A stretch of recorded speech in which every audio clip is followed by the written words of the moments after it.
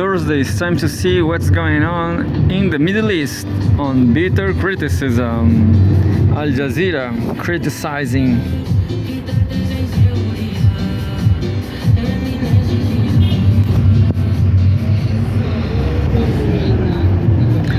and says Oye, falta defensa, se viene una punta, antojitos de verano, Santi Isabel te conviene, porque siempre te acompaña con las mejores ofertas. live updates. US Iran struggle to find common ground ahead of talks. Mira, en la calle el estilo no se inventa. Mira, y el perno ahí tiene el tremendo estilo. Se demuestra. Y los que saben. And says by Christine Maguire, Gillian Kessler Damors, and Niels Adler. February 5th, 2026. Talks between Iran and the United States will take place in Oman on Friday. Second, mediators from Qatar, Turkey, and Egypt have presented Iran and the US with a framework of key principles to be discussed in the talks. Two sources have told Al Jazeera. Third, the talks come as the region braces for a potential US attack on Iran after US President Donald Trump ordered forces to amass in the Arabian Sea following a violent crackdown by Iran on protesters last month. 7 minutes ago.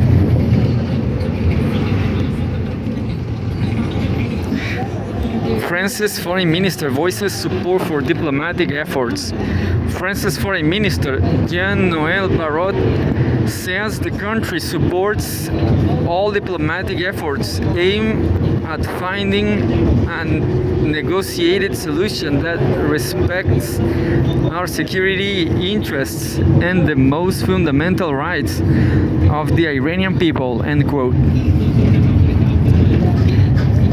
22 minutes ago.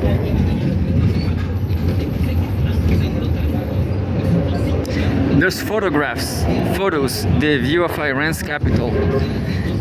People walk past an anti-US banner on a street in Tehran on February 5th, 2026. More pictures.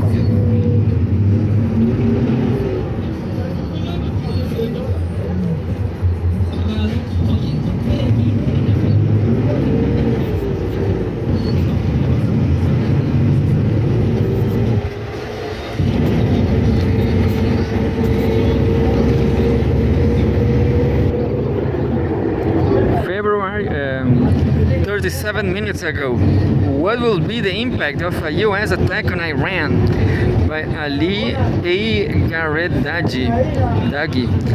Growing tensions between the United States and Iran have left the two countries one spark away from a fire.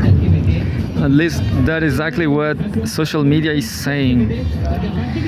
An unprecedented accumulation of US military forces in the Middle East, coupled with Washington's reliance on gunboat diplomacy, has distinctly increased the risk of war, one that engulfs Iran and the region, with far-reaching regional and global costs.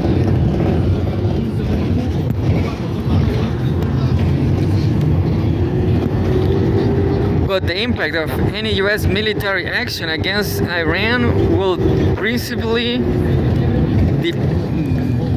depend on the attack's type, scale, and targets, potentially triggering a severe crisis in Iran, across the region, and globally. Read our opinion piece on the potential outcomes of US attacks here. I'm going to do that. I definitely will click that right away. Iranian missiles are displayed in a park in Tehran, Iran on January 31st. 1 hour ago, and then I'm going to click the anxiety distress Iranians mold prospect of US talks. Upcoming talks are leaving many Iranians with mixed feelings about the negotiations' possible success rate. Soros, one Iranian, told Al Jazeera that he hopes the negotiations can prevent war because not only does it bring quote unquote fear and anxiety, but also doubles the economic pressure, end quote. Quote, if we can reach a result through negotiations, the pressure on the people will be reduced and the shadow of war will be lifted, end quote, he said. For Masoud, it's quote unquote clear that the negotiations will not lead to results because the quote unquote parties are only buying time and setting conditions that the other side will not accept. Quote, the military and political arrangements in the region suggest that a war may take place. Masoud told Al Jazeera, quote, we are worried in this uncertain situation where no one knows what will happen. And I'm going to read just more to 1 hour ago. 1 hour ago. 1 hour ago, US officials arrived in Doha ahead of Iran talks. A White House official tells Al Jazeera that Jared Kushner, Trump's son-in-law and a key figure in his Middle East policy negotiations, and Steve Witkoff, Trump's special envoy, have arrived in the Qatari capital ahead of talks between US and Iranian officials in Oman scheduled for tomorrow morning.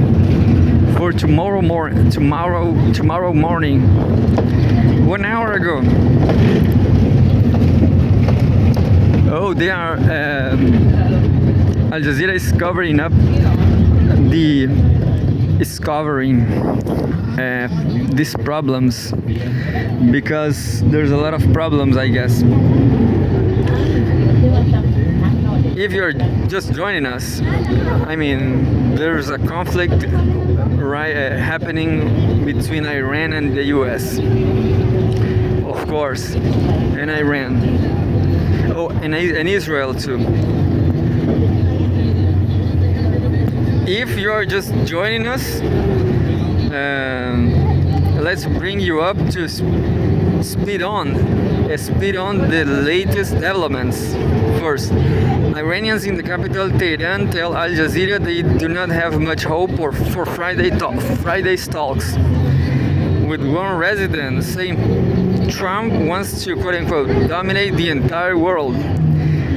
Second, Egypt's foreign minister says it is crucial for Iran and the US to quote-unquote reach a peaceful and coherent settlement as intensive diplomatic efforts continue in the region ahead of the discussions in Oman. And then the IRGC's naval segment says it has seized two quote-unquote fuel smuggling vessels near Farsi Island in the Gulf. And the last one, a Chinese official has expressed support for quote-unquote Iran's legitimate right to the peaceful use of nuclear energy, adding that Beijing quote-unquote opposes the threat of force and sanctions pressure. And there's a new live update available. I'm going to read it and then I'm going to click on the link. It says, Iran is still quite a bit away from nuclear devices. Much of Iran's nuclear capabilities were destroyed in US and Israeli bombings in 2025, but there remains quote-unquote some capability deep below ground, as well as technical knowledge for enrichment of uranium, end quote. Susie Schneider, the director of programs at the International Campaign to Abolish Nuclear Weapons, tells Al Jazeera, quote, Iran has not yet achieved a significant quantity of enriched materials for nuclear weapons, and is still quite a bit away from nuclear devices. End quote. She said via video link from Utrecht in the Netherlands. She stressed that it is important to separate the ballistic missile program and its nuclear capabilities. Israel has frequently made public its desire to remove, either by force or by renegotiation, Iran's ability to produce and launch these weapons. Quote, there is no global ban on ballistic missiles, however. It will contribute to regional stability and security if all countries in the region could come together and talk about it and do not simply put the onus on Iran itself. End quote. She said, quote, what this needs to do at this point is open up a pathway for global inspectors to re-enter Iran. End quote. She said, my opinion, I didn't even remember all this destruction on Iran. Yeah, maybe there will be World War III after all. Social media is saying that it will happen in February 8th.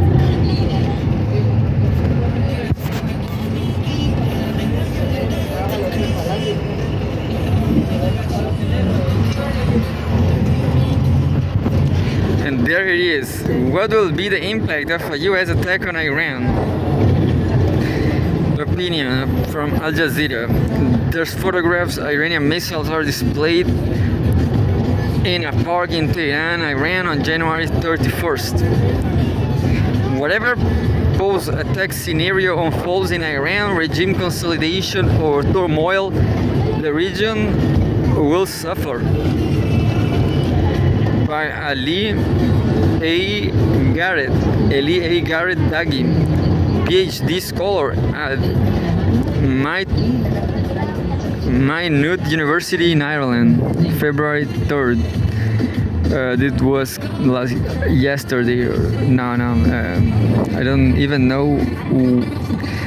Today is February 5th. Growing tensions between the United States and Iran have left the two countries one spark away from a fire. An unprecedented accumulation of US military forces in the Middle East, coupled with Washington's reliance on gunboat diplomacy, has distinctly increased the risk of war, one that engulfs Iran and the region, with far-reaching regional and global costs. In the aftermath of the recent crackdown on protests in Iran, US President Donald Trump announced that it was time to remove Iranian Supreme Leader Ayatollah Ali Khamenei. His administration then deployed the USS Abraham Lincoln aircraft carrier and supporting warplanes, along with various air defense assets, including additional THAAD and Patriot missile systems across the Middle East. As military assets have been accumulated, Trump has threatened that if Iran does not agree to a deal, quote unquote, the next attack will be far worse than last June's US attack on Iranian nuclear facilities. From the US perspective, a favorable agreement will require Iran to demolish its nuclear enrichment program and ballistic missile capabilities, while also pulling back its regional influence. Such maximum demands, combined with Tehran's deep distrust of negotiations with the US, make a deal highly unlikely. Alaeddin Boroujerdi, a member of the Iranian Parliament's National Security and Foreign Policy Commission, clarified on Monday that civilian nuclear capability, as well as missile and drone capabilities, represent a quote-unquote red line for Tehran. This does not necessarily signal a permanent diplomatic stalemate. However, Tehran interprets the US maximum demands as a potential threat of regime change, a nation repeatedly emphasized by Trump and hawks in Washington and Tel Aviv. In this context, another US strike will represent an quote-unquote existential threat to the Islamic Republic, eliminating any intensive incentive for restraint. The impact of any US military action against Iran will principally depend on the attack's type, scale, and targets, potentially triggering a severe crisis in Iran, across the region, and globally. Trump favors surgical and target military operations, which will probably combine leadership decapitation with efforts to significantly damage Iran's Islamic Revolutionary Guard Corps, IRGC, military bases, basic units, and paramilitary force under IRGC control, and police stations, which the US designates as responsible for firing on demonstrators. Any US efforts to impose regime change through military means will undoubtedly lead to dangerous outcomes domestically and regionally. In Iran, an attack could lead to the consolidation of power, but it could also lead to a full takeover by the IRGC or even internal conflict. An attack on Iran, similar to the one last year, could well result in the Iranian people rallying behind the flag and rejecting regime change for several reasons. First, the Iranian people are afraid of a scenario similar to Syria and Libya, where there is state collapse. Second, there is no credible moderate opposition that can lead change. Third, there is strong socio-political cohesion within Iran. Political institutions, the military, and the IRGC are well organized and benefit from substantial resources generated by a sanctions-induced rentier system. I'm going to read again then. From substantial resources, and the IRGC are well organized and benefit from substantial resources generated by a sanctions-induced rentier system. I didn't got that, how they benefit from the sanctions. Maybe just like Russia, with Russia, and they are having oil from Russia maybe. Moreover, significant segments of society, particularly the working class groups, often referred to as quote-unquote revolutionaries, are aligned with this structure. If the attack is successful in targeting senior leadership of the Islamic Republic, this could bring about a succession crisis, create decision-making vacuums, and deepen competition within the regime. Under these circumstances, tensions between state institutions and military security entities will grow. Given the concentration of hard power in the hands of the IRGC, the probability of establishing a military-dominated state will expand. The US and Israel may also try to encourage the outbreaks of civil war to geopolitically weaken Iran. Last month, there were calls from some US officials, such as Texas Republican Senator Ted Cruz, to arm Iranian protesters. That could easily extend to armed groups. And there are a number of those that have clashed with the Iranian authorities that the US can turn to. Among them are the Mohammedie Kalam MEK, formerly designated as a quote-unquote terrorist organization by the US and the European Union (EU), the Party of Free Life of Kurdistan (PJAK), an armed Kurdish group looking for secession of Iran's western Kurdistan province. Al-Awaziyah, an Arab nationalist movement supporting the separation of the oil-rich Khuzestan province in the southwest. Jaish al-Adl Jundala, an armed group operating in southwestern Iran, and pan-Turkish groups in the northwest chasing the alliance of Turkic populations across Turkey, Azerbaijan, and Iran. and just going to run now. Facing Washington's continuing escalatory rhetoric and track record of regime change operations, Iran has adopted a so-called madman strategy, simultaneously issuing conciliatory and confrontational signals. This posture is apparent in Tehran express openness to establish a framework of negotiations with the US alongside Khamenei's speech on Monday, which warned that any military attack on Iran will cause a quote-unquote regional war, underscoring the state's prevailing priority of thwarting regime change at any cost, even at the risk of regional and global consequences. Iran has made clear that it will retaliate, including through allied forces in the region, potentially drawing Israel and Gulf states into a broader regional skirmish. This will trigger potentially political instability and economic vulnerability, which is in turn may prompt substantial capital flight, chiefly from the Gulf states, as well as increasing flows of refugees and migrants to Europe.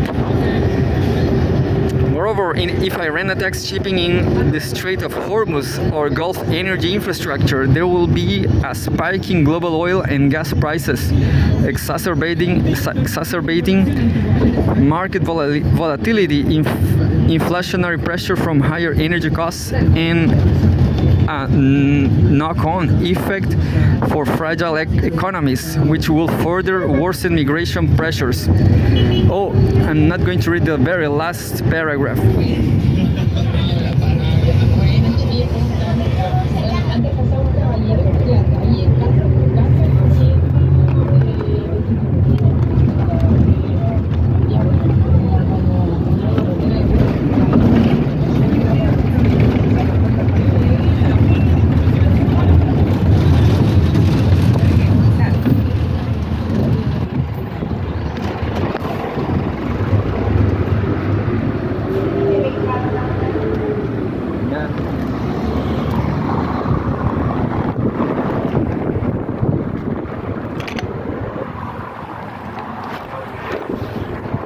I will read the very last one.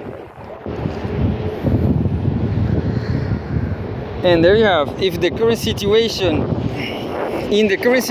any US military escalation poses a risk not just for Iran, but for the whole region. Middle Eastern history demonstrates that once a conflict is triggered, it spreads like a wildfire, destabilizing the whole region in unpredictable ways.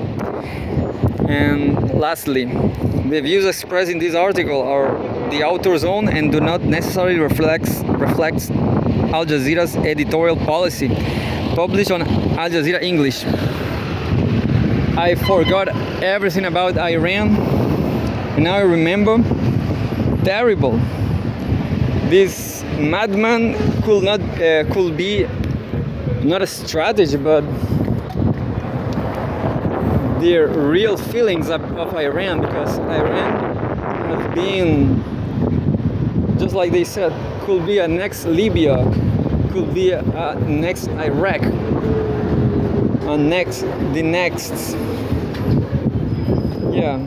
Libya, Iraq, terrible. And they got bombed. So how anybody will react after a bombing and such great threats like that?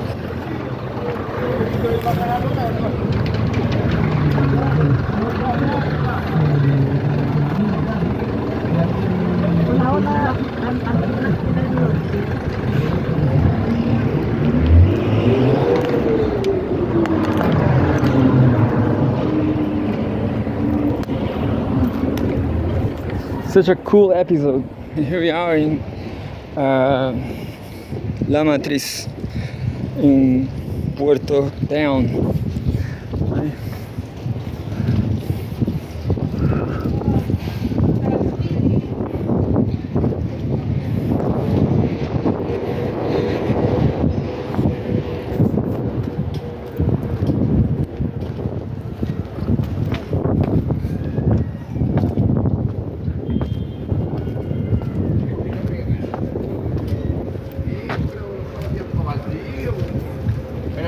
sé a cuánto están los patos. Un año me dijo que estaba 16 lucas y acá.